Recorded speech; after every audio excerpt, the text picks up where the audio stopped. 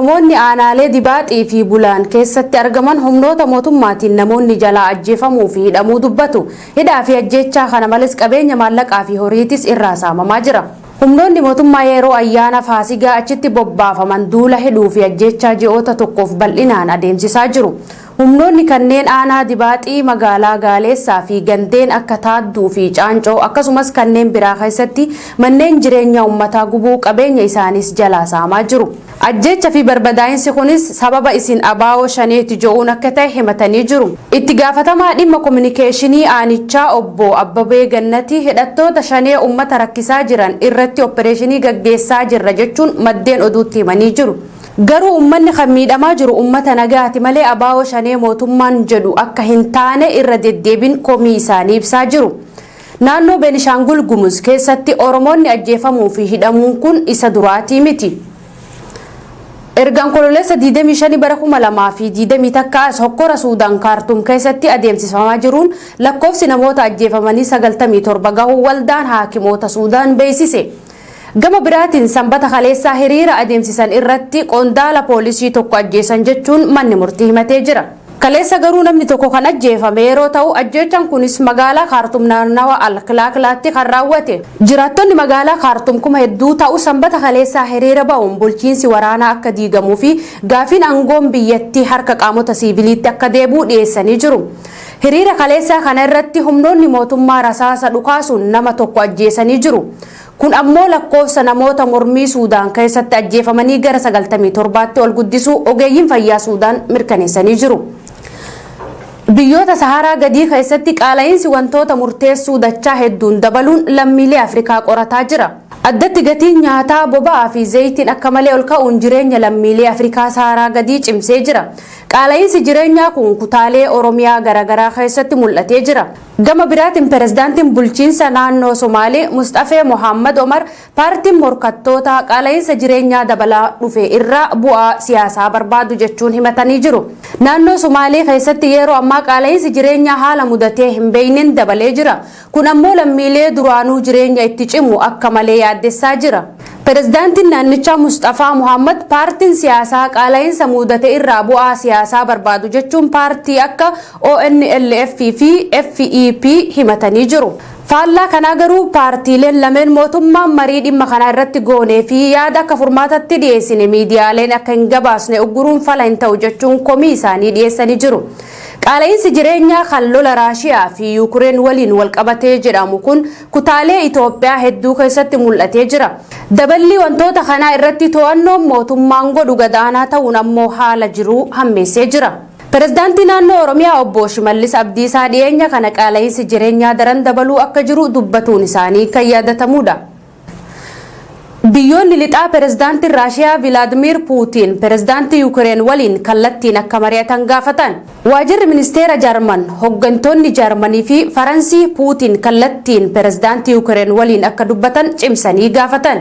Gaafii tanas kan dhiyeessan kaleessa yeroo pirezidaantiin Faransii Imaanu'eel Makroonii fi chaanselarri Jarman Olaaf marii daqiiqaa 80 fudhate bilbilaan Puutiin waliin godhan keessatti. Kireemliin barbaachisummaa marii kallattiin Volodimir Zelenskii gita isaanii Puutiin waliin haa dubbatan jedhu kana irratti ibsa baasin qabu.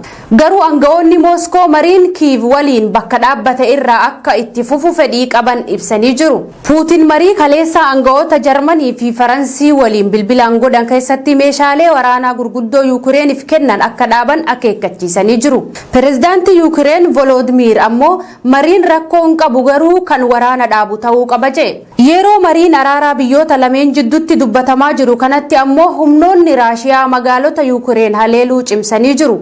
Akkaatuma kanaan guyyaa har'aatis magaalaa Severodonetskii fi kanneen biraa irratti misaa'iloota roobsaa oolan. Kun oduu BBS irraa isin bira gahaa jiru. Intalli ganna 15 lammii Somaaliyaa biyya Masrii magaalaa Kaayiroo keessatti konkolaachisaa bajaajii tokko ajjeeste hidhaa guyyoota 4 booda gadhiifamtee jirti. Hiikamuun intala tanaatis erga poolisii fi ogeessonni fayyaa qorannoo godhaa turan if irraa qolachaa osoo jirtu ajjeesuu ishii ragaan argamee jedhan booda. Badri Yusuf dabalata qaba.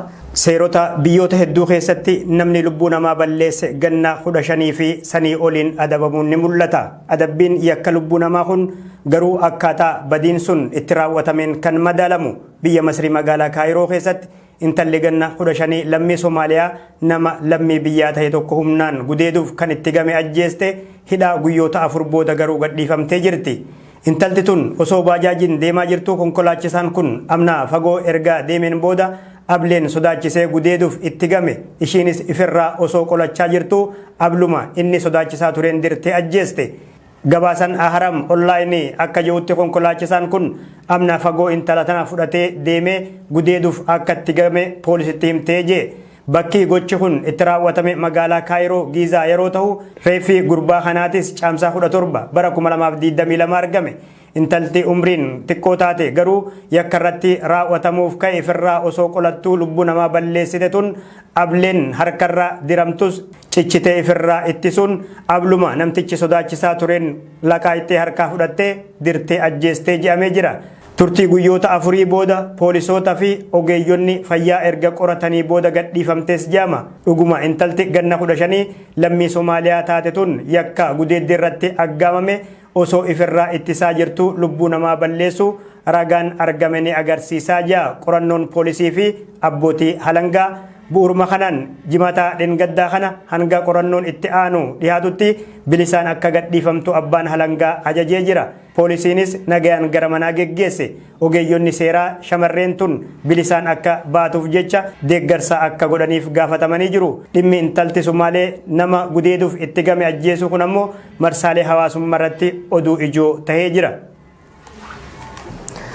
Dhuma irratti oduu ispoortii qabna. Tapha Chaampiyoonsii Liigii xumura kaleessaatiin Riyaal Maadiriid yeroo 14ffaaf abbaa waancaa ta'e. Faransi magaalaa Paaris istaadiyoomii dee Faransiitti tapha morkiin cimaan irratti mul'ate kanaan Riyaal Maadiriid Liverpool galchii 1-0 mo'atee kan abbaa waancaa ta'e. Shamsuu Bashiir dabalata qaba. Kilaboonni 32 irratti hirmaachuudhaan waggaa waggaatti ji'a fulbaanaa jalqabee adaduma yeroon achi deemtuun kilaboota 30 ofirraa harcaasuudhaan kilaboota 2 qofa jidduutti caamsaa xumuraaf kan taphatamu taphni Chaampiyoons Liigii Awurooppaa akkuma baratame bara kanaas kilaboota 2 jechuun Riyaal Maadiriidii fi Liverpool xumuraaf ga'anii beellamni tapha isaanii kaleessa caamsaa 28 bara 2022tti kan qabameef yoo ta'u akkaatuma beellamni qabeefetti kilaboonni lameen biyya Faransaay magaalaa Paaris Isteediyeema de Firaansi irratti kan wal morkatan yoo ta'u kilabni guddichi addunyaa waancaa Chaampiyoons Liigii Awurooppaa yeroo 13 injifatee ture Riyaal Maadiriid edaas akkuma aadaa isaa Liverpool injifachuudhaan yeroo 14ffaaf abbaa waancaa Chaampiyoons Liigii Awurooppaa ta'uu dandeetti jira. Taphni kaleessa galgalaa sababa rakkoon haala nageenyaa mudate yeroo isaaf qabame irratti jalqabu hanqachuudhaan naannoo walakkaa sa'aatiitiif duuba harkifatee jalqabus taphicha haala nama bohaarsuun taphatameeti xumurame. Tapha kana irratti keessaafuu boqonnaa dura ijoolleen Yirgan Klopp olaantummaa taphaa qabatanii kan taphatan yoo ta'u kubbaawwan goolii babbareedaas gara gooliitti yaalii yoo taasisanis karra eegaa Riyaal Maadiriid koortaan haala nama ajaa'ibsiisuu fi argamee hin beekneen kubbaa hedduu fashalsuu dandeetti jira. Keessaafuu yaaliiwwan Saadiyoo Maanaa fi Mohaammed Salaa taasisanii jalaa karra eegaa Riyaal Maadiriidiin fashaltitan sheenaa quba namaa nyaachiftu ta'uun isii wal naman gaafachiisu. Boqonnaa dura Liverpool kubbaa hedduu gara gooliitti yaalus osoo ittiin milkaa'ina fuudhaan taphni boqonnaan ba'amuuf dirqame. Erga boqonnaa bahanii deebi'an booda taphni ammoo akka yeroo boqonnaa duraasan irra jijjiirama kan fide yoo ta'u Liverpool akka boqonnaa duraasanitti kubbaa guutumaa guutuu to'achuu hanqachuu Real Madrid gara fuula duraa deeme kubbaalee hedduu nama sodaachisan yaaluu dandeetti jira. Haaluma kanaan taphni gama lameeninuu cimee kan itti fufe yeroo ta'u Real Madrid dhiibbaa godhaa dhufee daqiiqaa 59ffaa irratti kubbaa Federico Valverde mijeessee kenneef itti fayyadamuudhaan dargaggeessi lammii Biraazil Vinicius Junior goolii Madridiif galchee kilabni isaa Real Madrid goolii isaa takkitti isaanii abbaa waancaa guddaa gurra lamaa ta'uu dandeetti jira. Erga goolii Liverpoolitti galtee kilaboonni lachuu gamanaa yaaliiwwan hedduu walitti taasisanis kan warra Liverpool ammoo adda ture. Garuu maal gatii qaba yaaliin isaan taasisaa turan karra eegaa Real Madrid Courtois bira kuttee kiyyoodhaan wal tuquu hin dandeenye. Courtois yaaliiwwan kubbaa ijoolleen Liverpool isatti yaalte akkuma adurree hantuuta agarteetti utaalee irra bu'uudhaan qacam godhuudhaan ijoollee Yirgan Kloppitti abdii isaanii dukkaneessaati bule. Tapha galgalaa kana irratti kubbaa qabatanii taphachuudhaan boqonnaa dura Liverpool olaantummaa guutumatti qabatee kan ture ta'us boqonnaa booda akkas dhiibuu hin dandeenye gareen lachuu bifa madaala wal qixatte eeggate jaamuun gama lamaanuu kubbaa qabatanii taphachaati turan. Tapha kana irratti kubbaa qabatanii taphachuudhaan boqonnaa dura Liverpool olaantummaa qabatee kan ture ta'us boqonnaa booda akkasitti dhiibuu hin dandeenye gareen lachuu bifa bifa madaala wal qixa eeggate jedhamuun gama lamaanuu kubbaa qabatanii taphachaa turan. Haa ta'u garuu walumaa galatti Liverpool yaalii kubbaa 23 gara goolii Real Madrid kan yaalan yoo ta'u san keessaa 14 kallattii si eeguudhaan garuu takkallee gara goolii jijjiiruu hin dandeenye.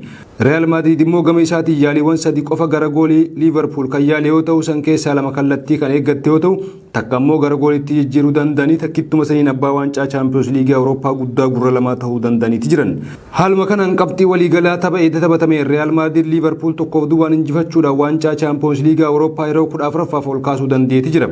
Leenjisaa Real Madrid fi lammii Xaaliyaanii Carlo Ancelotti waancaa Champions League Awurooppaa yeroo 4 injifachuudhaan leenjisaa jalqabaa ta'uun seenaa haarawaa galmeessuus danda'aniiti jiran.